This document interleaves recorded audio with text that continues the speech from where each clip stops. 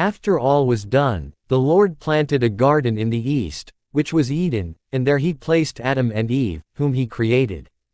The garden was beautiful, filled with colorful flowers, various kinds of trees, and different kinds of sweet fruits. Adam and Eve had everything provided by God. They had animals as their friends and tasty fruits and vegetables to eat. They were not even aware of their nakedness because they were clothed in God's glory. As Adam and Eve roamed around their garden home, they stumbled upon two unique trees.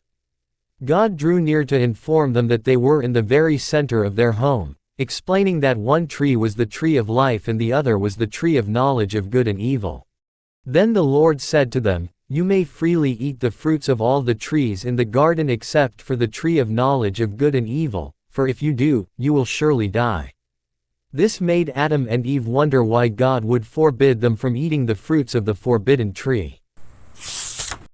One day, while Eve went for a walk all by herself in the garden, she wandered a little bit farther from the two unique trees to admire their beauty. Then, a strange voice called her name. Later, she noticed that it was a serpent who had called her. Eve did not know that the serpent was Lucifer in disguise. Lucifer's name, which means the morning star, was not fitting for him anymore. So it was changed to Satan, which means the adversary. He planned to gain control of the world and destroy the happiness of Adam and Eve.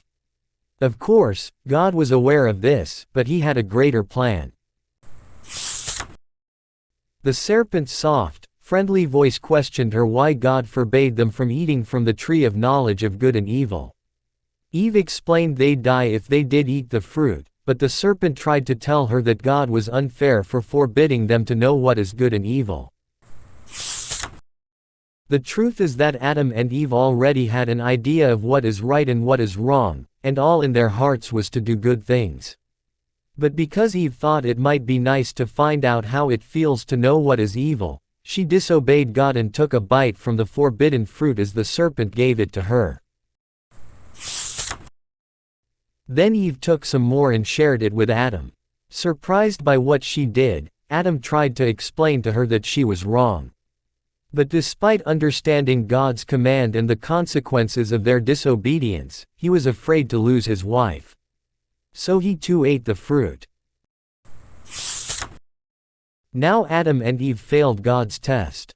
If they truly loved him, they wouldn't have touched it. They then realized God's glory was gone, leaving them naked. When God called them, they felt shame and hid themselves, experiencing the weight of knowing evil. Then God tested their honesty by asking them why they ate the forbidden fruit.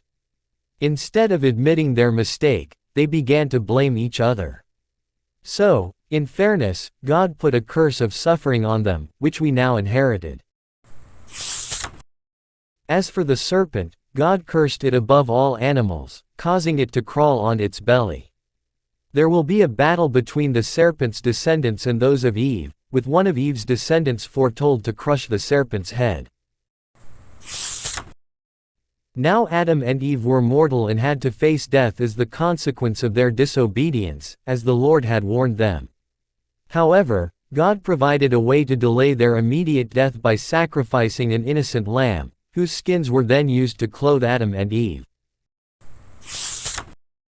Adam and Eve were banished from their garden home to prevent them from eating the fruit of the tree of life. Two angels with a flaming sword were dispatched to guard Eden. Despite the sadness in their hearts as they departed, hope remained as they recalled the promise of the one who would destroy the enemy and restore everything that was destroyed by sin.